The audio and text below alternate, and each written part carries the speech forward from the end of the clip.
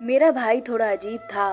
उसके जिस्म में लड़कियों वाली लचक थी, लेकिन वह अपने आप को लड़कों के तरीके से ही रखता। शाम को देर से घर आता तो मैं परेशान हो जाती। एक दिन पूछा तो कहने लगा मैं दो दो काम करता हूँ। मुझे हैरत हुई, हमें इतने पैसे की ज़रूरत तो ना थी। फिर मुझे शक था वह झूठ बोलता है। फिर एक दिन मैंने उसका पीछा किया और तौबा तौबा, वह काम पे जाने की जगह रेड लाइट एरिया की तरफ जा रहा था।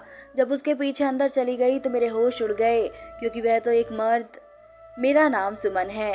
मेरा इस दुनिया में सिवाय मेरे भाई के और कोई भी नहीं था। मेरा भाई मुझसे सिर्फ 1 साल बड़ा था। माँ बाप के जाने के बाद हम लोग किराए के घर में रहते थे। माँ बाबा इस दुनिया से गए तो चाचू ने हमारे घर पर कब्जा कर लिया। बाबा के सामने तो वह कहते थे कि मैं उन बच्चों का बहुत ख्याल रखूंगा, क्योंकि मेरे बाबा काफ़ी बीमार थे। लेकिन जैसे बाबा इस दुनिया से गए तो उन्होंने अपना रंग दिखा दिया।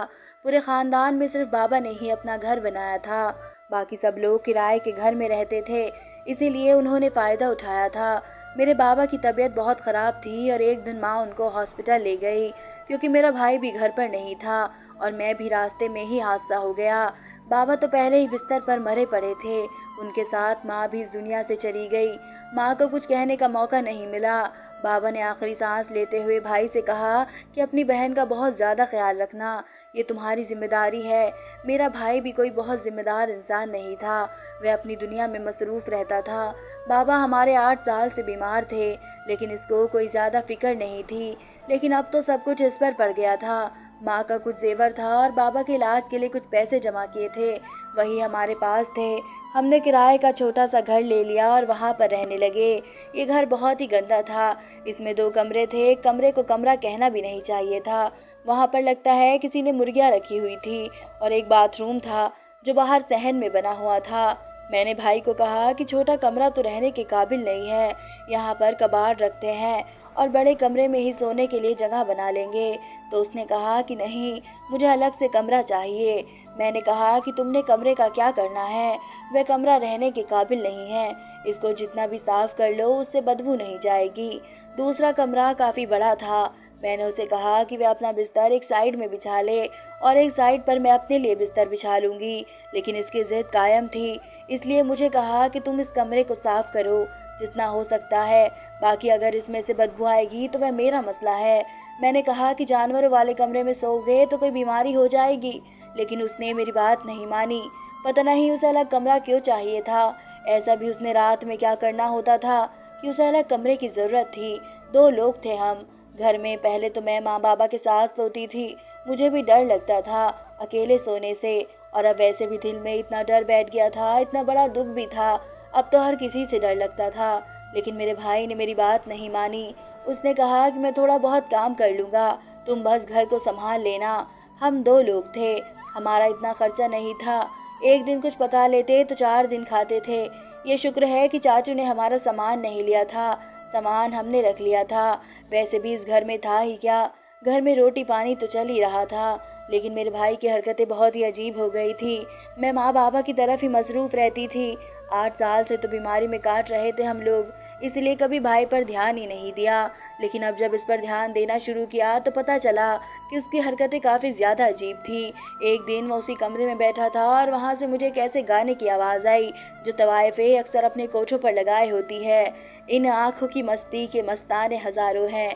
मैंने दरवाजे पर दस्तक दी और कहा कि किस किस्म के गाने सुन रहे हो, बंद करो। दरवाज़ा अंदर से लॉक था। उसने दरवाज़ा खोल दिया। मैंने कहा कि दरवाज़ा लॉक करने की क्या ज़रूरत है, तो कहने लगा कि गलती से हो गया था। मैंने कहा कि माँ बाबा को इस दुनिया से गए हुए 2 महीने भी नहीं हुए हैं और तुम गाने लगा कर बैठे हो। तो कहने लगा कि गलती से लग गया था, इसी को हटा रहा था कि मेरा फ़ोन हैंग हो गया और गाना हट नहीं रहा था। मैंने कहा कि किस किस्म के औरतों वाले गाने सुनने की आदत है इसको। मैंने उसे कहा कि इस तरह मत क्या करो। उसने मुझे थोड़ा गुस्से से कहा कि ठीक है दादी माँ, अब तो तुम्हारी बात ही माननी पड़ेगी, मेरे सर पर सवार हो गई हो।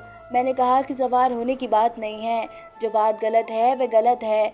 हमारे दोनों माँ बाप इस दुनिया से चले गए, ये हमारे लिए कुछ छोटा दुख नहीं है, और तुम हो कि तुम्हें गाने सुनने की पड़ी है। उसने कहा कि तुम जो रो रही हो वही काफ़ी है, तो मैं क्या करूं? तुम्हारे आंसू नहीं रुक रहे तो इसका मतलब ये नहीं कि तुम्हें सबसे ज़्यादा दुख है। मुझे भी दुख है, लेकिन मर्दों को ऊपर वाले ने हिम्मत दी होती है। वैसे मेरा भाई देखने में तो काफ़ी दुबला पतला लगता था और इसकी दाढ़ी भी अभी तक नहीं आई थी, जबकि 18 साल का हो चुका था। एक दिन मैंने देखा कि मेरा भाई जब काम करके घर आया तो उसके हाथ में एक काला शॉपर था जिसमें डब्बे जैसी कोई चीज़ लग रही थी। मैं हैरान हुई कि मैंने इससे कोई चीज़ मंगवाई नहीं है, लेकिन उसने वह चीज़ मुझे दी भी नहीं और बाथरूम में चला गया। जब बाथरूम में वापस आया तो उसके हाथ में वह शॉपर नहीं था। मैं सहन में बैठकर सब्जी काट रही थी, इसीलिए सब कुछ देख रही थी। मैंने भी उससे नहीं पूछा कि पता नहीं क्या है, शायद उसकी अपनी कोई चीज़ हो, लेकिन अब इस तरह रोज़ होने लगा।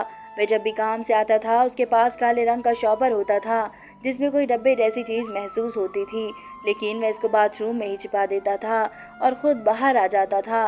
लेकिन अगले दिन जब मैं बाथरूम में गई तो मैंने सारा बाथरूम छान मारा तो वहाँ पर कुछ भी नहीं था। मेरा भाई रात को देर से आता था। मैं उसे कहती कि मैं अकेली हूँ, ज़रा जल्दी आया करो, और वह कहता था कि मेरा काम है इस तरह का। जब पूछती थी तो कहता था कि मजदूरी करता हूँ। मजदूरी का काम रात को कौन करता है? अंधेरे में तो मजदूरी का काम नहीं होता। एक दिन मैं किराने की दुकान पर गई अपनी एक सहेली के साथ। मुझे अपनी कोई पर्सनल चीज़ें लेनी थी। जब मैंने दुकान वाले को कहा तो उसने मुझे वह चीज़ें काले शॉपर में डाल कर दी। इस चीज़ की हर लड़की को ज़रूरत होती है, लेकिन दुकान वाले इसको काले शॉपर में या किसी अखबार में लपेट कर देते हैं ताकि बुरा न लगे। जब मैंने इसकी तरफ देखा तो मुझे ऐसा लगा कि वो शॉपर तो इसके साथ कहीं लग रहा है जैसा मेरा भाई के हाथ में होता है। यहाँ तक कि दोनों शॉपर की शक्ल एक जैसी लगती थी, लेकिन मेरे भाई का उन चीज़ों के साथ क्या काम था? ये तो बिल्कुल ही लड़कियों की चीज़ थी और बहुत ही ज़्यादा सीधी बात थी। खैर मैं वापस घर आ गई। घर आई तो मेरे भाई ने मुझे ढेर सारे पैसे दिए। मैंने कहा ये क्या है? तो कहने लगा ये तनख्वाह है। मैंने कहा कि तुम तो दिहाड़ी पर काम करते हो, वैसे भी पैसे लाते रहते हो, फिर तनख्वाह कैसे मिल गई? तो उसने कहा कि मैं 2 काम करता हूँ। मुझे थोड़ा अफसोस हुआ। उसने सारी ज़िंदगी कोई काम नहीं किया था और अब इसको 2 जगह काम करना पड़ रहा है। मैंने कहा कि हम 2 ही तो लोग हैं, तुम एक जगह काम करते हो तो भी गुजारा चल जाएगा। सोचा है कि कुछ बच्चों को ट्यूशन पढ़ा लूँगी। तो उसने कहा कि नहीं, मुझे घर में लोगों का आना जाना पसंद नहीं है। मोहल्ले के लोग घर में आएंगे तो इस घर के मामले पर नज़र रखेंगे, बातें करेंगे, और मैं ऐसा बिल्कुल भी नहीं चाहता हूँ। तुम ये पैसे अपने पास रखो ज़रूरत के लिए, बाकी रोज़ के पैसे उनसे खाना वगैरह बना लेना, लेकिन घर में भी कुछ पैसे होने चाहिए। और मैंने सोच लिया अगर मेरे पास ज़्यादा पैसे आ गए तो मैं चाचू पर केस करूँगा। मैंने कहा कि रहने दो, हम लोग केस हार जाएंगे, वकीलों की फीस कौन भरेगा और तारीखों पर कौन जाएगा? मेरे भाई ने कहा कि अपने घर को इतनी आसानी से उस चाचू को खाने नहीं दूंगा। हमारे बाप की मेहनत की कमाई का घर था, कोई चोरी के पैसे नहीं थे। इस तरह नहीं चलेगा। बहुत पहचान है मेरी लोगों के साथ, देख लेना अपना घर में वापस लेकर ही रहूँगा। मैंने दिल में सोचा कि ये मजदूरी करने जाता है तो फिर बड़े बड़े लोगों से इसकी पहचान कैसे बन जाती है? कौन से बड़े लोग होते हैं इस जगह पर? पता नहीं वह किस तरह की बातें कर रहा था। मुझे उसकी बातें समझ नहीं आती थी, पर उसने इतने यकीन से कहा तो मैं भी सोचने लगी कि अगर हमें हमारा घर वापस मिल जाए तो कितनी अच्छी बात है। वो घर हमारे बाबा ने हमारे लिए बनाया था। इस घर में हमारे बाबा की यादें बसी हुई थी और बाकी ख़ानदान वाले भी इतने बदतमीज़ थे कि किसी ने भी ये नहीं कहा कि एक तो बच्चे यतीम हो गए हैं और ऊपर से उनसे उनका घर भी छीन लिया, क्योंकि चाचू हर हफ्ते घर में दावत रखते थे और सारे ख़ानदान को घर में बुलाकर खाना खिलाते थे। उन सब के पेट में तो हराम का खाना जा रहा था। उनको क्या ज़रूरत थी हमारे खिलाफ बोलने की? वैसे सारे रिश्तेदार बड़े जलील होते हैं, कभी नहीं सुना कि किसी के रिश्तेदार अच्छे हैं। बहुत कम लोग होते हैं शायद आटे में नमक के बराबर भी ना हो, लेकिन हमारा चाचा तो हमारे लिए शैतान इब्लीस बन गया था। कि मेरा भाई इस तरह का कोई काम कर लेता तो बड़ी अच्छी बात है, लेकिन ये बड़ा ही मुश्किल था। उसने हमारे घर को कभी नहीं छोड़ना था, और कानपुर में घर के लिए कोई केस किया जाता है तो केस चलता रहता है और 30 साल तक तो चलेगा ही चलेगा। इतने में घर के बंदे ही मर जाते हैं। मैंने इन सब बातों को अपने दिमाग से निकाल दिया और रोज़ की तरह एक दिन मेरा भाई फिर से एक शॉपर बाथरूम में लेकर चला गया। उस दिन तो मुझे बहुत ज़्यादा गुस्सा आ गया और मैं तंग आ गई। मैंने कहा कि कौन सी चीज़ लेकर जाते हो, क्योंकि शक तो वैसे इंसान को कहीं का नहीं छोड़ता, और वह भी अपने ही भाई के बारे में। और कोई ऐसा काम जो आपके घर में हो रहा हो। मैंने अपने भाई से बात कर ली कि जब तुम बाथरूम में गए थे तुम्हारे हाथ में काले रंग का शॉपर था, वापस आए तो ऐसा नहीं था। कहने लगा कि नहीं, मेरे हाथ में तो कुछ भी नहीं था। मैंने कहा कि झूठ नहीं बोलो, आज की बात नहीं है, मैं काफ़ी दिनों से ये बातें देख रही हूँ, क्या हो रहा है और शॉपर के अंदर क्या है, कहीं तुम कोई गलत काम तो नहीं कर रहे हो। तो उसकी शक्ल अजीब सी हो गई और चेहरे का रंग उड़ गया। कहने लगा कि नहीं, ऐसा कुछ भी नहीं है और मैं तुम्हारे लिए इतनी मुश्किल से 2 जगह काम करके पैसे कमाता हूँ और तुम मुझ पर इल्ज़ाम लगा रही हो कि मैं कोई गलत काम कर रहा हूँ। तुम्हारी शादी नहीं करनी है क्या? मुझे भी थोड़ी शर्मिंदगी हुई कि हो सकता है कि बेचारा सच कह रहा है। मैंने कहा कि अच्छा ठीक है, इस तरह की बातें नहीं करूँगी, लेकिन अगर तुम कोई गलत काम कर रहे हो तो मत करो। हमारे बाबा ने सारी ज़िंदगी हमको हराम नहीं खिलाया है। मेरे भाई ने अपना सर पकड़ लिया और खाना छोड़कर वहाँ से चला गया। मैं इससे कोई भी बात करती तो मेरी बात का जवाब भी नहीं देता था। एक दिन हम लोग साथ बैठे थे, जब मैंने अपने भाई की शक्ल देखी तो मैं हैरान रह गई। मेरे भाई की आंखों में सुरमा लगा हुआ था, लेकिन ये सिर्फ इसकी आंखों के अंदर ही नहीं बल्कि आसपास भी लगा हुआ था और पलकों के अंदर भी कोई काली काली चीज़ फंसी हुई थी। ऐसा लगता था कि इसने आंखों का मेकअप किया था और फिर इसको ठीक तरह से धोया नहीं था। मैंने कहा तुम्हारी आंखों को क्या हुआ है? तो वह घबरा गया और अपनी आंखें मल मल के साफ करने लगा। कहने लगा मैं मिट्टी वाली जगह पर काम करता हूँ, आंखों में जलन हो रही थी। एक दोस्त ने कहा कि सुरमा लगा लो, सुरमे में बड़ी ताकत होती है और वैसे भी आंखें साफ होती है, तो वही लगा हुआ होगा। मैं भी कोई पागल नहीं थी, सारी ज़िंदगी मेकअप की चीज़ों के साथ ही गुजारी थी। सुरमा या काजल में फ़र्क होता है, सुरमा हल्का होता है, वह कभी भी आपकी आंखों में इस तरह से नहीं फैलता, पलकों के नीचे ही होता था। शायद मेरे भाई ने काजल लगाया था और मस्कारा भी, लेकिन वह ऐसा क्यों करेगा? पता नहीं, शायद मैं ही पागल हो गई थी। माँ पापा के जाने के बाद मैंने अपने आप के बारे में भी नहीं सोचा था। अजीब सा दिमाग हो गया था मेरा। ऐसा लगता था कि वे गए नहीं हैं, अभी भी इस दुनिया में हैं। अचानक से मुझे आवाज़ देंगे और कहेंगे कि बेटी हमारे लिए चाय बना लो, लेकिन जब आसपास देखती थी तो कोई भी नहीं होता था। इसीलिए मेरे दिमाग की हालत तो वैसे ही नॉर्मल नहीं थी। मैंने भी इस मामले पर ज़्यादा गौर नहीं किया, लेकिन इसके बाद जो हुआ वह बात नज़रअंदाज करने के काबिल भी नहीं थी। एक रात मैं सुकून से अपने कमरे में सो रही थी, जब मुझे अचानक से कुछ अजीब आवाज़ें आने लगी। ये 2 तरह की आवाज़ें थी। पहली आवाज़ तो किसी गाने की थी और ये गाना फिर से उसी तरह का था जैसे किसी ने नाचने के लिए लगाया हो, और दूसरी आवाज़ ज़मीन पर धमक की थी, जैसे कोई ज़मीन पर छलांग मार रहा हो, जिसकी वजह से ज़मीन से आवाज़ हो रही हो। और जब मैं कमरे से बाहर आई तो मैंने महसूस किया कि एक तीसरी आवाज़ भी आ रही थी, जो कि शायद किसी घुंघरू की थी। यानी कि साफ बात यह थी कि कोई रात के 2 बजे एक बेहुदा सा गाना लगाकर, पैरों में घुंघरू पहनकर रात के इस वक्त डांस कर रहा था। मैं हैरान थी कि कौन हो सकता है। आसपास के घरों में तो इस तरह का कोई भी नहीं रहता था। एक तरफ पंडित का घर था, उनकी बेटियां तो इस तरह का डांस करने के बारे में सोच भी नहीं सकती थी, और दूसरी तरफ तो एक बूढ़े अंकल आंटी रहते थे और ज़्यादा दूर से आवाज़ नहीं आ रही थी। मैं भी नींद में थी, मेरा सर घूम रहा था, लेकिन जब मैं अपने भाई के कमरे की तरफ गई तो मेरे कदमों तले ज़मीन निकल गई, क्योंकि आवाज़ वहाँ से ही आ रही थी और साफ साफ आ रही थी। मैं तो ये सोचने से भी काँप रही थी कि मेरा भाई रात के इस टाइम इस तरह से डांस कर रहा था, वह भी घुंघरू पहन के। क्या मजाक हो रहा था? मैं नींद में तो नहीं थी। मैंने दरवाजे पर दस्तक देना शुरू कर दिया और कहना शुरू कर दिया है, क्या तमाशा लगा रखा है?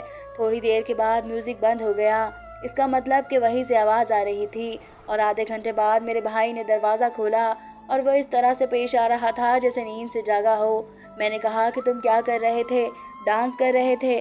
तो कहने लगा कि तुम्हारा दिमाग ख़राब है, मैं क्यों डांस करूँगा? मैंने कहा कि मैं कोई लड़की हूँ जो डांस करूँगा? मैंने कहा कि मैंने खुद आवाज़ सुनी है। इसने कहा कि मैंने अपने फ़ोन पर गाना लगाकर शायद छोड़ दिया था, उसी की आवाज़ होगी, और ख़ुद मैं सो गया था। लेकिन डांस कौन करेगा इस टाइम? क्या पागल हो गई हो? जाओ, मुझे सोने दो। उसने मेरे मुंह पर दरवाज़ा बंद कर दिया। जाहिर है उसके दिल में चोर था, क्योंकि उसने मेरी बात ही नहीं सुनी और मुझे वहाँ से दफ़ा कर दिया। मैं अपने घर में अपने कमरे में आ गई और 2 घंटे तक तो मुझे नींद नहीं आई। सोचती रही कि वह झूठ कह रहा था, कुछ ना कुछ तो करना ही था। मेरा भाई किस किस्म की हरकतें कर रहा था। मेरी माँ भी मेरे भाई को कहती थी कि अपने अंदर कोई मर्द वाली बात पैदा कर, बोलता है तो ऐसा लगता है कोई लड़की बोल रही है, पैसे भी नहीं कमाता है, तेरे अंदर तो मर्दों वाली बात भी नहीं है। अब तो मेरा भाई अच्छे भले कमा रहा था, पर अभी भी उसके अंदर मर्दों वाली कोई बात नहीं थी। मेरे भाई का एक भी काम ठीक नहीं था। इसके घर आने का कोई टाइम नहीं था, कभी आता कभी नहीं आता, कभी मेरे जागने से पहले चला जाता तो कभी मेरे सोने के बाद आता। कभी कभी तो मैं उसको 2 दिन तक देखती भी नहीं थी। खाने का पूछती थी तो कहता था खा लिया। कभी कभी मेरे लिए बहुत अच्छा खाना लाता था जो देखकर बना हुआ खाना लगता था। उसके अलावा इसकी अजीब हरकतें थी। रात को उठकर नाचना, कभी इसके चेहरे पर मेकअप लगा होता था, कभी वह बाथरूम में कोई चीज़ लेकर चला जाता था। मैंने उससे पूछ कर भी देख लिया, उस पर नज़र भी रखी, सब करके देख लिया, लेकिन कुछ समझ नहीं आ रही थी। फिर अपनी दोस्त को ये सब कुछ बता दिया। उसने कहा कि मेरा एक कज़िन है जो सीसीटीवी कैमरे का काम करता है। तुम एक काम करो, तुम इसके मदद से बाथरूम में कैमरा लगा लो छत के साथ, क्योंकि ये जाता तो बाथरूम में है ना, वह चीज़ लेकर, फिर पता चल जाएगा कि क्या कुछ हो रहा है।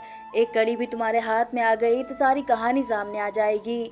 मैंने उसे कहा कि उस कज़िन को मेरे घर लेकर आ जाओ। मेरा भाई घर पर नहीं था। मैंने अपनी दोस्त की मदद से बाथरूम में एक सीसीटीवी कैमरा फिट करवा दिया और उसने ये भी कहा कि इसकी रिकॉर्डिंग आपको आपके फ़ोन पर मिल जाएगी, लेकिन ये बहुत महंगा वाला कैमरा है। मैं 2 दिन बाद आकर ले जाऊंगा। मैंने कहा कि ज़रूर आप ले जाइएगा, मुझे इसकी ज़रूरत नहीं है, बस 2 दिन का ही काम है। कैमरा फिट हो गया था और मुझे भी समझा दिया गया था कि किस तरह से वीडियो मेरे फ़ोन में आ जाएगी और मुझे फिर किस तरह उसे डाउनलोड करना है। मेरा भाई अगले दिन फिर से वह शॉपर लेकर बाथरूम में गया। इस बार मैंने देख लिया था, लेकिन मैं वहाँ से गायब हो गई ताकि वह बिल्कुल ही बेफिक्र हो जाए, और उसने बाथरूम में 2 घंटे लगाए। हर बार की तरह वह बाथरूम में काफ़ी देर लगाता था। इसके बाद वह वहाँ से चला गया। इस बीच मैंने ये भी सोचा कि मैं इसके कमरे की तलाशी लूँगी, क्योंकि अभी वीडियो मेरे फ़ोन में आने में कुछ वक्त था। मैंने उसके कमरे में तलाशी ली तो वहाँ पर मुझे मेरी ही कोई चीज़ मिली, जो कि मेरी काफ़ी ज़्यादा ज़ाती चीज़ थी। इसके अलावा मुझे कुछ मेकअप का सामान भी मिला और कुछ ऐसी मैगजीन्स मिली जिनमें लड़कियां बनी हुई थी और उन लड़कियों के कपड़ों के ऊपर निशान लगे हुए थे। जैसे हम लोग कोई सूट देखते हैं तो उस पर निशान लगा देते हैं और सोचते हैं कि इस तरह का सूट बनवाएंगे। इसके बाद मुझे नोटिफिकेशन मिली कि वीडियो आ गई है। मैं बड़ी परेशान थी क्योंकि मुझे समझ नहीं आ रहा था कि इस वीडियो में क्या होगा। जब वीडियो मैंने देखी तो मेरे कदम तले से ज़मीन निकल गई और आंखों से आंसू जारी हो गए। मेरा भाई बाथरूम में आया और उसने इस शॉपर के अंदर से एक ऐसी चीज़ निकाली जो सिर्फ लड़कियां इस्तेमाल करती है और इसको अपने जिस्म पर पहन लिया, और फिर इसके अंदर भी कोई चीज़ रखी, यानी कि वह ऐसी चीज़ थी जिससे उसका सीना उभरा हुआ लग रहा था। इसके बाद उसने अपने आप को स्वेटर के अंदर छुपा लिया और वह चीज़ भी अपने साथ ही ले गया, यानी कि उसका शॉपर। इसका मतलब कि मेरा भाई लड़की बनता था, लेकिन क्यों, क्या करता था वह लड़की बनकर? वह तो लड़का था, इसे लड़की बनने की क्या ज़रूरत थी? मैं परेशान हो गई थी, मुझे समझ में नहीं आता मैं क्या करूं। अब मेरे दिमाग में सारी बातें आ गई थी और मुझे मेरे सारे सवालों के जवाब मिल गए थे। मेरी दोस्त ने ठीक कहा था कि एक बात के बारे में पता चल गया तो बाकी बातों के बारे में पता चल जाएगा। मेरा भाई लड़की बनकर आधी रात को डांस करता था। इसके कमरे में मेरी ही कुछ ऐसी चीज़ें थी जो मेरे सामने से गायब हो गई थी, लेकिन मैंने अपने भाई से नहीं पूछा था क्योंकि मुझे शर्म आती थी इससे पूछते हुए। साथ ही सोचती थी इसको क्या पता कि मेरी चीज़ें कहाँ गई हैं। मैं बहुत ज़्यादा परेशान थी। रात हुई तो भाई घर पर आ गया और मैंने इसका पीछा किया क्योंकि वह कहने आया था कि मैं कहीं जा रहा हूँ। मैं इसका पीछा करती करती जा रही थी। वह शादी में चला गया और फिर वहाँ से कहीं गायब हो गया। थोड़ी देर के बाद मैंने देखा कि स्टेज पर एक किन्नर डांस कर रहा है। ऐसा डांस कर रहा था कि सब हैरान थे। जब मैंने गौर किया तो हैरान रह गई कि ये मेरा भाई था। वह शादियों में लड़कियों का डांस किया करता था। वैसा डांस कर रहा था कि लोग सीटियाँ बजा रहे थे, उस पर नोट उड़ा रहे थे। अब मुझे समझ आई कि इतने सारे पैसे कहाँ से लाता था। मैं बुरी तरह रोने लगी और मुझसे ये मंजर देखा नहीं गया। मैं वापस अपने घर आ गई और अपने भाई से इस बारे में कोई बात नहीं की। अगली सुबह उसने मुझे कहा कि एक बहुत बड़ा आदमी है जिससे मैंने बात कर ली, इस महीने के अंदर घर वापस मिल जाएगा।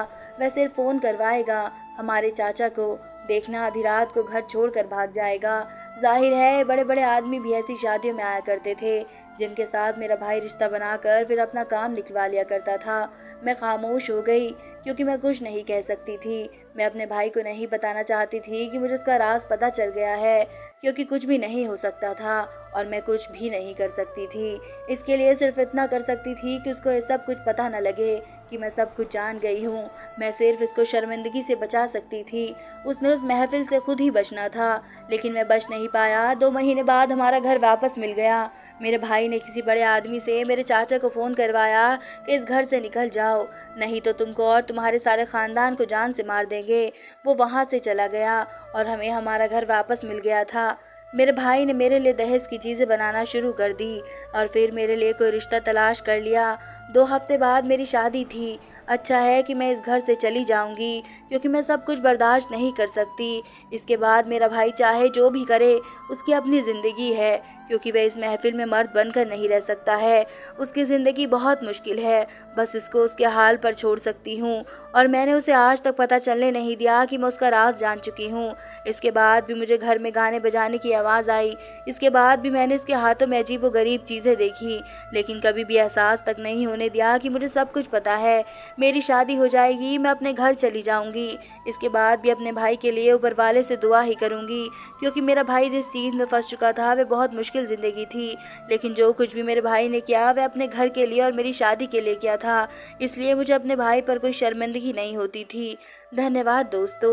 उम्मीद करती हूँ आप सबको मेरी ये कहानी पसंद आएगी, और अगर आपने अभी तक मेरे चैनल को सब्सक्राइब नहीं किया है तो जल्द से जल्द मेरे चैनल को सब्सक्राइब करें।